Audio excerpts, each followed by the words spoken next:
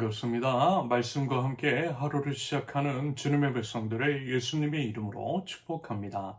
2025년 4월 15일 화요일 오늘 주신 말씀은 누가복음 22장 39절에서 53절까지입니다. 예수께서 나가시어 늘 하시던 대로 올리브 산으로 가시니 제자들도 그를 따라갔다.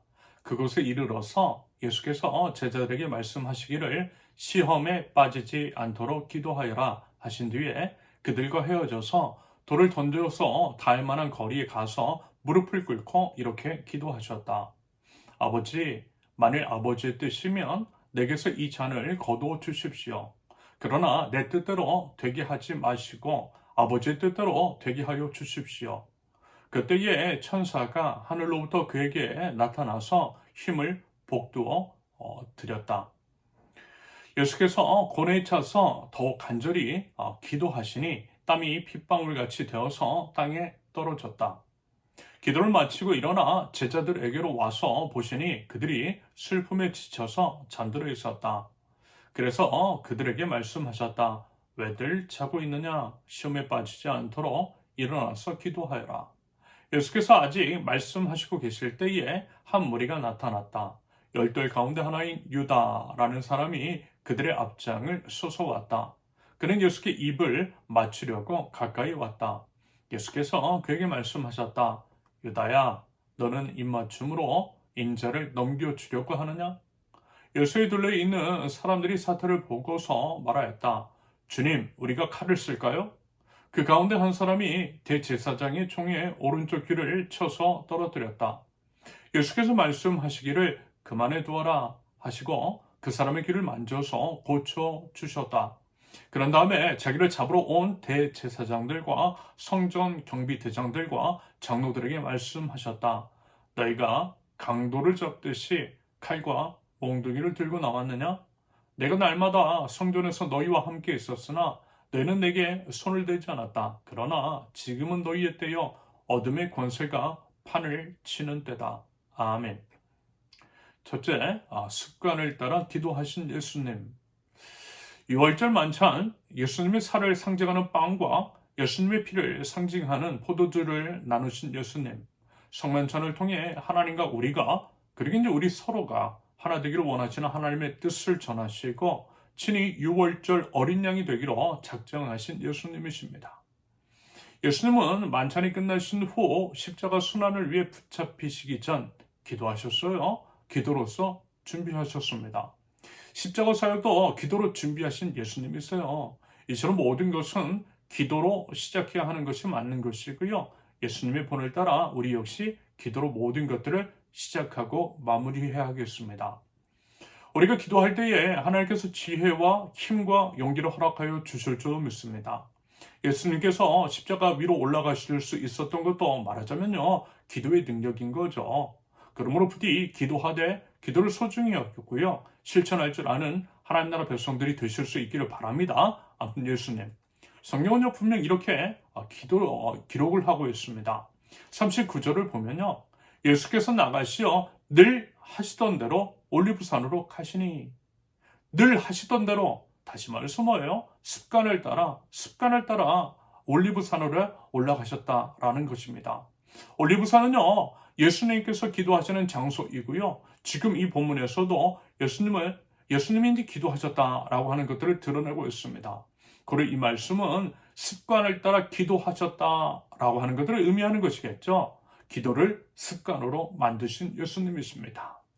참고로 이제 올리브산에서 올리브는요 올리브 나무입니다. 올리브 나무는 올리브 기름 여러분 기억하시죠? 기름을 공급하는 중요한 열매가 올리브잖아요. 한편 이제 성경에서 기름은요 성령님과 연결이 돼요. 성령의 기름 부으심. 그러므로 다른 곳이 아닌 올리브산에서 기도하셨다라고 하는 것은요 기도를 통한 기름 부으심을 상징하는 것으로도 받아들일 수 있겠죠. 기도할 때에 성령의 기름을 부어주신다라고 하는 의미일 것 같습니다. 결국 무슨 얘기냐면 여러분 기도하자라는 거예요. 습관을 좇아 기도하셨던 우리 예수님처럼 기도를 습관으로 만들자라는 것입니다. 올리브산이라고 하는 기도의 장소를 만드신 예수님처럼 기도의 장소 한번 만들어서요, 정해진 시간에 하나님께 기도하는 습관 만들어 보자라고 하는 것입니다. 물론요, 여러분 종교의 외적인 행위, 즉 기도하는 모양이라든지 말씀을 읽는다거나 교육 훈련을 받는 것이 본질은 아닙니다. 그것들은요, 하나님과의 교제를 위한 도구일 뿐이죠. 하나님께 나아가도록 도움을 주는 것이지 본질과 목적은 아니라는 것입니다. 하지만 그렇다고 했어요, 그들이 무용하다거나 무가치한 것은 아닙니다. 오히려 신앙생활을 해나가고 하나님과의 교제, 하나님께로 나아감에 있어서 큰 도움을 주는 것이 사실입니다. 충분히 이제 그런 유익이 있어요. 더더군다나 예수님께서도 기도 습관 형성하셨잖아요. 그러므로 우리 또한 그리하는 것이 마땅한 것이겠죠. 부디요, 우리 이제 느슨해졌을 수도 있는 신앙생활의 고삐를 다시 한번 채우고요, 경건의 습관 형성을, 특히 이제 정해진 시간, 정해진 장소에서 하나님께 기도할 줄 아는 하나님 나라 백성들이 되실 수 있기를 바랍니다. 둘째, 기도를 통해 순종의 길을 선택하신 예수님. 예수님은 기도하실 때 이와 같은 기도 제목을 놓고 기도하셨어요. 한마디로 표현하면 십자가의 형벌을 피하게 해달라는 애원이고 간구였어요. 무슨 얘기예요? 여러분, 그만큼 예수님도 십자가 형벌이 무섭고 두려우셨다라는 것입니다.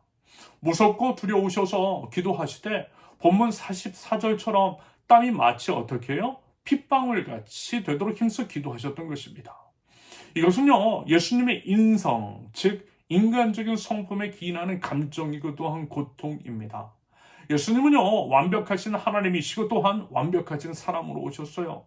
완벽하신 하나님이시자 완벽하신 사람이신 예수님. 완벽하신 하나님이신 이유는요, 우리 죄의 대속을 위한 것입니다. 우리 대신 죽으셔야 되는데 죽으실 수 있는 자격은요, 오직 죄 없는 분만이 가능하잖아요. 그런데 죄 없는 분 하나님밖에 없어요. 고로 완벽한 하나님이신 예수님이 죄 대속의 자격을 갖추신 것이겠죠. 예수님은 완벽하신 하나님, 죄가 하나도 없으신 분이십니다. 또한 예수님이 완벽한 사람이신 이유는 사람이어야만 죄의 대속적인 형벌, 즉 십자가 순환의 고통과 괴로움, 그리고 이제 죽음까지도 온전히 겪으실 수 있기 때문입니다. 인간으로서 당할 수 있는 그 모든 것들을 온몸으로, 인간의 몸으로 감당하심으로써 완벽한 죄의 대속을 이루시기 위한 완벽한 인간이 되셨다라는 거예요. 말하자면요, 기도하실 때 느낀 감정, 그것은요, 완벽한 인간으로서 받아내셔야 하는 십자가 순환에 대한 공포와 두려움이었던 것이고요, 그것들을 피할 수 있게 해달라는 애원이고 간구셨던 것입니다. 그런데요, 이러면 어떻게 하세요? 결국에는요, 기도를 통해서 순종 택하세요. 42절을 보면, 그러나 내 뜻대로 되게 하지 마시고 아버지의 뜻대로 되게 하여 주십시오. 아버지 하나님의 뜻에 자신을 온전히 맞추시고 묵묵히 십자가의 길을 걸으시며 십자가 위로 올라가신 우리 예수님, 그 순종을 통해 우리에게 구원이 임했습니다. 그 구원의 은혜에 마땅한 감사와 찬양과 그것에 따른 실천적인 고백이 있는 저와 여러분들 있을 수 있기를 바랍니다. 그리고 제발요, 예수님의 죽으심, 십자가 순환, 그 안에 담긴 고통과 아픔, 끔찍함을요, 여러분 경홀히 여기지 않을 수 있기를 바랍니다. 그 가치의 묵직함을 깊이 묵상하고요, 진중한 삶의 실천적인 고백이 있는 신앙인이 될 수 있기를 바랍니다. 더불어요, 모든 것들, 그 어떤 것도요, 기도할 수 있어요. 하나님은 귀 기울여 주세요. 응답하시는 아버지 하나님이십니다. 게다가요, 기도하지 않는 것보다 기도하는 것이 낫잖아요. 하지만 또한 예수님이 이제 그러하셨던 것처럼, 예수님이 본을 보여주셨던 것처럼요, 나의 뜻이 아니라 아버지 하나님의 뜻을 구하고 그 뜻에 순종할 줄 아는 하나님 나라 백성들이 있을 수 있기를 바랍니다. 그러면요, 결국에는 깨닫게 될 것입니다.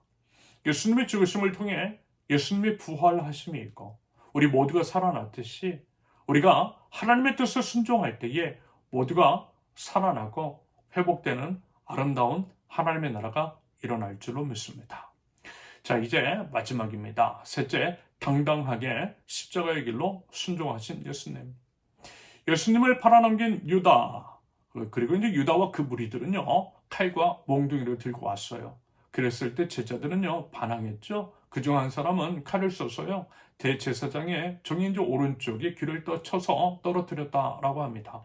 그랬을 때 우리 예수님 그 사람의 귀 고쳐주셨어요. 순순히 잡히셨어요. 그것은 결국 좀 전에 살펴보았던 것처럼 기도하는 그 내용 그대로 하나님의 뜻에 온전히 순종하시기 위함이었습니다. 무슨 얘기냐?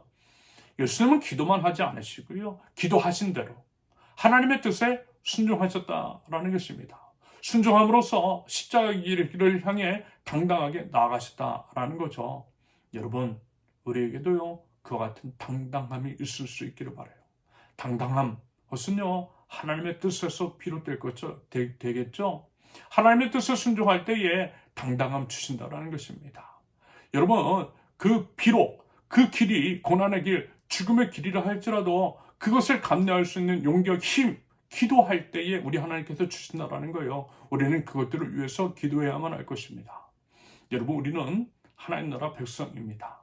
하나님 나라 백성이라면요, 하나님의 뜻과 하나님의 방법에 순종할 줄 알아야만 할 것입니다.